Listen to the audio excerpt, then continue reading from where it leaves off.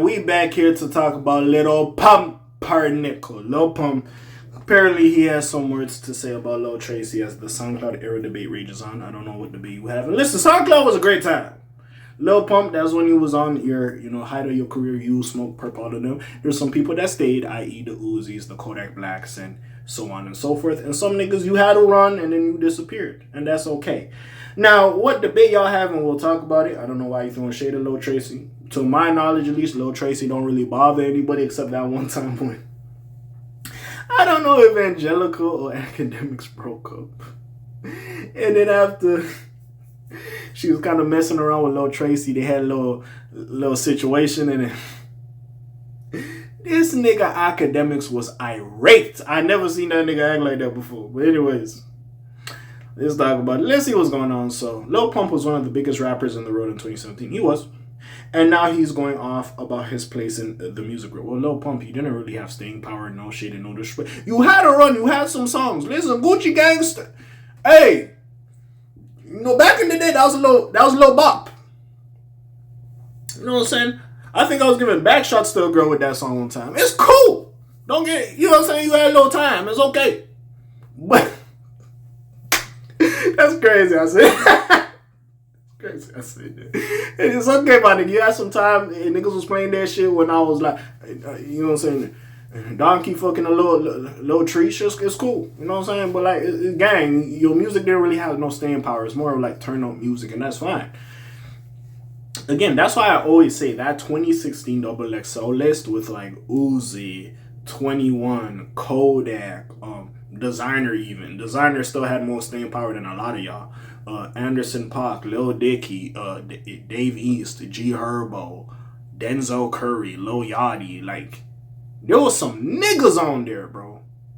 Dead ass. There were some niggas on there. Also, if I'm forgetting someone, I do apologize. I do apologize if I'm forgetting someone. You know what I'm saying? It was a good time. But anyways. I'm sorry, guys. I'm sorry. So the only rappers that have been touring consistently for 10 years overseas, international, not some local rappers, is Uzi, Cardi, me, Trippy, and Six. And that's it. Y'all can name any other rappers, and them niggas have not been touring. I promise you. They've been at home sucking dick. So, that's it. 10 years later, we still touring, nigga. Don't play with our body.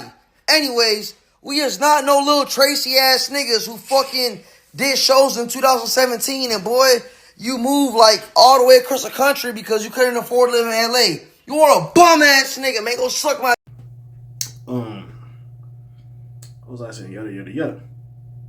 Lil Pump was a most controversial rapper when he first bursted onto the scene in 2017. I thought that nigga was around in 2016, but anyways. At the time, he was part of the SoundCloud era, and some purists felt like this was the end of hip-hop at the time.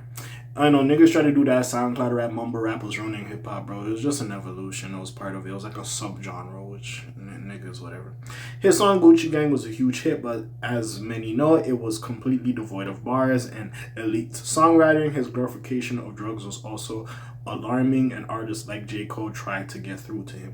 I will say this as well. Like, I know maybe he used a lot of drugs. A lot of these niggas are users. Future. Again, as much as I love Future, couple of his raps talk about using drugs. Like, we know how to act like there was a point when rap transitioned from being the dealer to the user.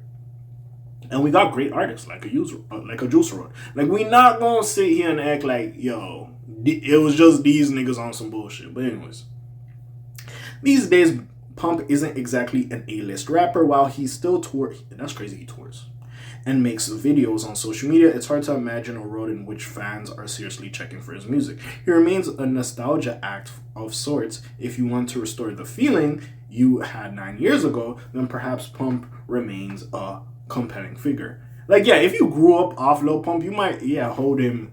You might hold a candle for him, but anyways, like, otherwise, he's just a guy who had some big songs a decade ago. And no shade, bro. Like, he did his thing. Like, respect, you did your thing. Now, see, with his shit that he says during, like, the Donald Trump, like, election run and all that shit, disrespecting like Kamala Harris and all this. Is like, this is where I look at you a little bit as corny. Even the comments he made about J. Cole's like, Pump, where's your career? No shade, no shade. Where's your career now? This nigga, the big three. All the projects you probably put out, that nigga sold more than, that nigga probably off 2 albums sold more than your whole catalog. And you disrespecting him? You might not like the nigga as a person, but career-wise, you can't even talk to that nigga like that. With that being said, Pump doesn't seem to be enthusiastic about the discourse around his name. In fact, he recently took to social media where he knows that guys like himself, Lil Uzi, Playboi Carti, Trippie Redd, and even 6ix9ine are all still, 6ix9ine's locked up, but they're all still touring.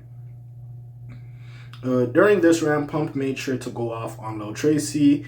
It is here where Pump claims that Lil Tracy had to move across the United States because he simply could not afford to live in Los Angeles. Los Angeles is expensive. Okay, like, again, it's a nice place and everything, but honestly, bro, if you don't have the funds right now, the career ain't going how it's supposed to go, and you don't have the funds and you have to move somewhere else, which is more affordable, I can't be mad at you. Okay, Pump, you have money to live in LA. That's perfectly fine. And maybe you're getting more dates or bookings than Lil Tracy. Fair enough. Well, nigga, let's not act like LA's expensive. Yo, shit is just expensive for no reason nowadays. Certain things, bro. It was a low blow to an artist who has been through a lot over the years, especially with his proximity to Lil Peep. Regardless, this type of rhetoric should not be a surprise from Pump. After all, he is a big Donald Trump guy. Okay, don't do that. We're not going to do that. He might just generally have beef with Lil Tracy that we don't know about. I'm not going to add his connection to Trump as, you know, stuff with this. Quite frankly, it is a bit comical to see Lil Pump put himself in such high esteem with Playboi Carti, Lil Uzi, and Trippie Redd. Yeah, Pump, you ain't in the same category. Them niggas really doing their thing. Even Trippie, even though he hasn't really put out music in as of late, that's still big Trippie Redd. Don't get it confused. Your run and no shade is not like these 3 niggas. Playboi Carti, nigga, you see what Playboi Carti doing. You see what Lil Uzi doing. Trippie Redd, even though he hasn't dropped the album, that's like, and there's no shade because Pump had a career.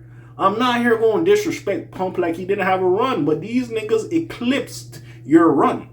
And that's why it's like, you've had hits. These, yeah, they were your peers. I'm not going to act like these niggas weren't your peers, but at the same time, my G is it's not hitting the same. You know what I'm saying? I'm pretty sure if we could book all 4 of them, those 3 are going to get a higher ticket than they would want to pay you. And that's fine. You know what I'm saying? By every metric, those artists have lapped Pump a million times over. Delusions of grandeur certainly seem to be the theme of this latest rant. Yes, respectfully. Like, I like Pump, you had some songs, but big dog, it is what it is. Especially that shit you did with Kanye West. You such a freaking hoe.